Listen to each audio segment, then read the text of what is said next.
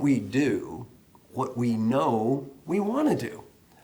Well, if I ask you to give me a profile of the you want to create in the future, my guess you'd give me a wonderful list of adjectives. You'd describe a person who's in shape, who's a nice person, good with our family, happy, gets things done, productive, rich.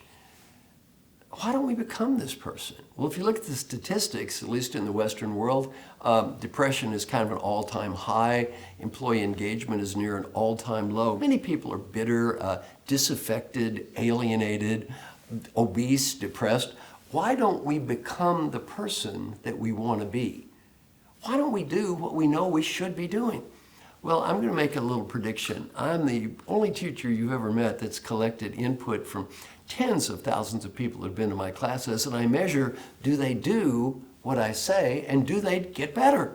Well, you know what? I've got good news. The people that do the stuff, they get better. I got even better news. People that do nothing, well, they don't get worse. Years ago, my biggest client was Johnson & Johnson, a wonderful company. I had the privilege of working with their top 2,000 leaders. I helped them develop their Johnson & Johnson standards of leadership. Every leader that went to our program got feedback, and I asked them all to pick something important to work on, to talk to people, to follow up, and we'll measure, did they do it and did they get better? Well, at the end of my class, about 98% of the people said, I'm going to do what Marshall just told me, about 98%. A year later, about 70% had done something, and 30% had done absolutely zero, not 1 minute. Now, I'm not ashamed of these numbers. I'm proud of these numbers. 70% of 2,000 people is 1,400 people getting evaluated by 10 coworkers each. 14,000 people have a little bit better life. I'm not ashamed of that. I'm proud of that. And I got to interview the people that didn't do anything. I said, why'd you do nothing? Their answer had nothing to do with ethics, values, integrity. Johnson & Johnson was rated as the most ethical company in the world that year. They are good people. You're good people. Answer had nothing to do with intelligence. They're smart people.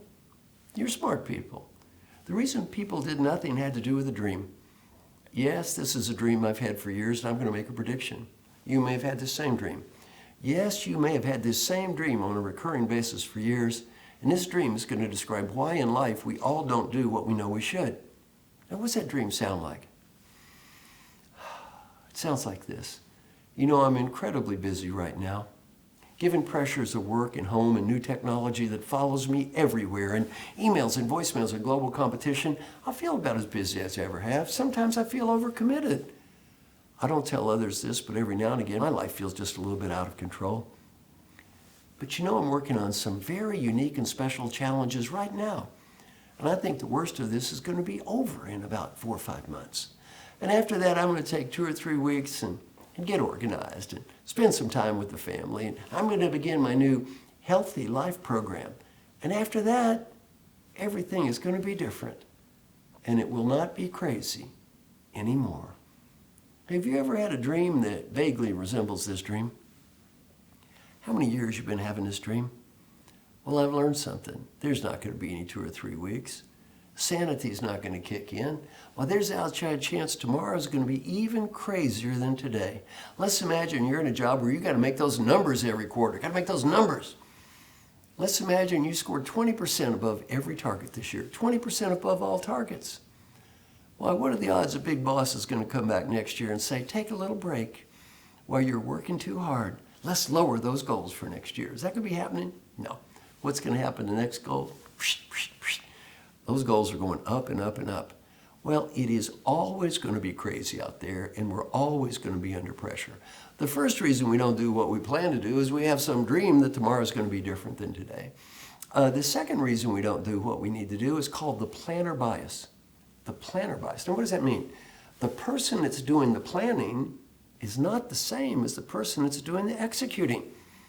See, that person making plans for your life is typically not sleepy, and they're sitting in a room, and they're not working, and they're planning for all these doers to do these good things.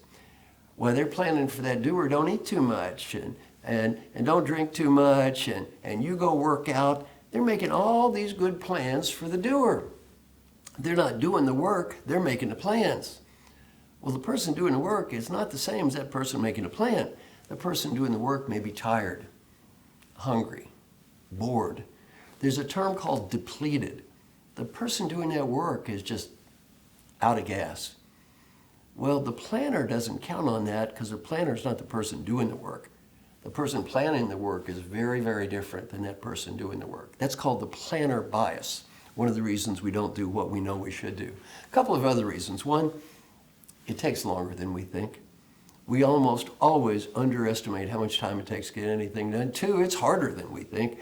We almost always underestimate the degree of differences. And then finally, this is what I call the high probability of low probability events.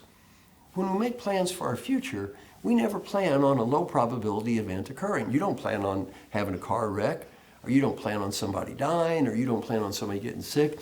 Why, these are low probability events. You think, well, it's very unlikely any of those events would occur. And if they do, you think, well, what are the odds that would have happened? Although the odds on any one low probability event occurring are slim, the odds on some low probability event occurring are incredibly high. Why? There are a million things that could happen. When I coach people, I typically coach them for a year and a half, and I tell them one thing: I can't tell you what crisis you're going to have. I can guarantee you will have a crisis. I've never coached anyone for 18 months that didn't have a crisis, and I don't mean a fake crisis, I mean a real one. Somebody died, somebody got sick, the company got bought, the company got sold. Something always happens. So, in summary, when you're making those plans, realize a few things. One, tomorrow's probably going to be just as crazy as today. And when you make that plan, don't assume that tomorrow's going to be this different world where everything's going to be easier than today. Number two, realize that you that's making the plan is not the same as the you that's executing the plan. And realize those people doing the work, they're not living in the same world you're living in right now. It's going to be harder than you think. It's going to take more time than you think. And then finally realize that no matter how much you want to think about the advance and how much you think we can control the future, there's always a high probability that some low probability event is going to occur.